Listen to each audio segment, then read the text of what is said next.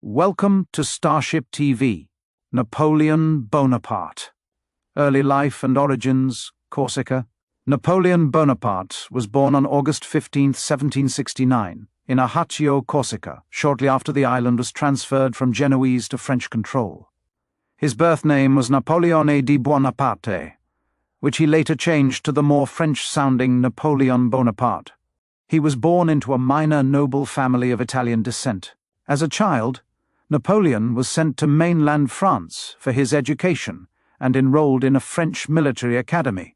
Despite his Corsican accent and outsider status, he excelled academically, especially in mathematics and artillery. Rise through the ranks, artillery captain. At the age of 16, Napoleon became a second lieutenant in an artillery regiment. His keen intellect and strategic thinking led to his promotion to captain during the turbulent years of the French Revolution. He gained national recognition in 1793 during the siege of Toulon, where his effective artillery tactics helped reclaim the port from Royalists and British forces. This success earned him rapid promotions and the attention of the revolutionary government. Italy campaign, 1796 to 1797. In 1796, at just 26 years old, Napoleon was given command of the French army of Italy. He led a bold and fast-moving campaign, defeating Austrian forces and their allies in a series of battles including Battle of Lodi, Battle of Arcole, Battle of Rivoli. He effectively used maneuver warfare, turning Italy into a French satellite and elevating his status to a national hero. Egyptian campaign, 1798 to 1799. Seeking to threaten British influence in India, Napoleon led an ambitious expedition to Egypt. He won the Battle of the Pyramids against the Mamluks, but faced setbacks such as the Battle of the Nile, where the British Royal Navy under Admiral Nelson destroyed his fleet. Growing resistance and plague among French troops. Despite military failures, Napoleon's Egyptian expedition brought scholars and scientists, leading to major discoveries including the Rosetta Stone. Seizure of power. Return to Paris. In 1799, Napoleon returned to France and staged a coup d'état on November 9, 18 Brumaire, overthrowing the Directory and establishing the consulate. By 1804, he declared himself Emperor of the French, crowning himself in Notre Dame Cathedral in the presence of Pope Pius VII. Invasion of Russia, 1812. Napoleon's largest and most disastrous campaign was the invasion of Russia. With the Grande Army of over 600,000 men, he marched on Moscow. The Russian strategy of scorched earth and harsh winter devastated the French forces. The Battle of Borodino was one of the bloodiest battles of the Napoleonic Wars, and the retreat from Moscow resulted in massive losses. Fewer than 100,000 soldiers returned. Battle of Waterloo and the island of Elba. After his abdication in 1814, Napoleon was exiled to the island of Elba, off the Italian coast. In 1815 he escaped Elba and returned to France for a final stand in what became known as the 100 Days. At the Battle of Waterloo on June 18, 1815, Napoleon was defeated by the Duke of Wellington and Gebhard Leberecht von Blücher. This marked the end of his reign. Exile to St. Helena and death. Following Waterloo, Napoleon was exiled to the remote island of St. Helena in the South Atlantic. He died there on May 5, 1821, likely of stomach cancer. Tomb in Paris.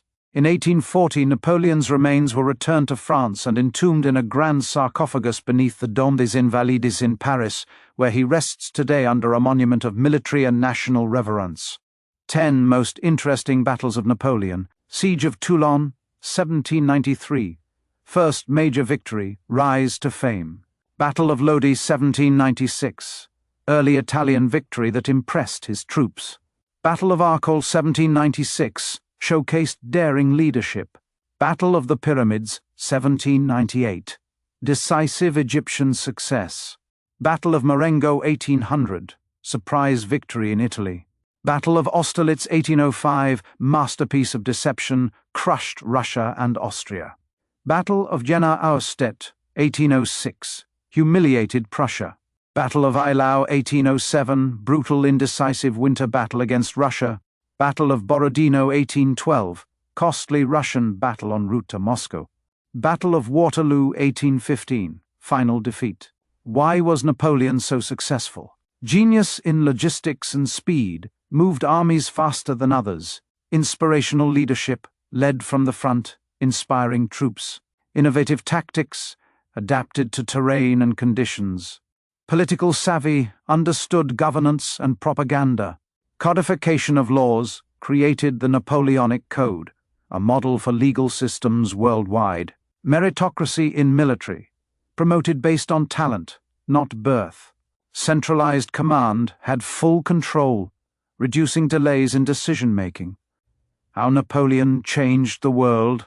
Legal reform, Napoleonic Code influenced many modern legal systems. Nationalism, his campaigns spurred nationalist movements across Europe. Modern warfare, transformed military structure and strategy.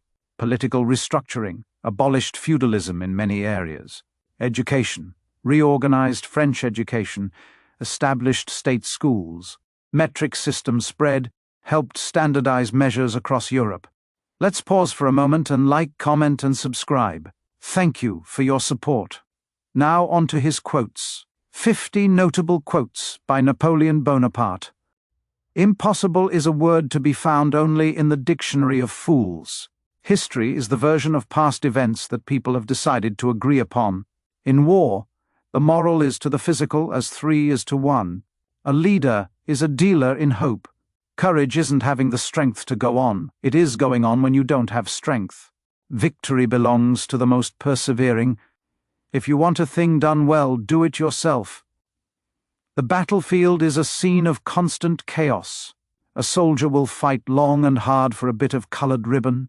Glory is fleeting, but obscurity is forever. Never interrupt your enemy when he is making a mistake. Ability is nothing without opportunity. The strong man is the one who is able to intercept at will the communication between the senses and the mind. There is only one step from the sublime to the ridiculous.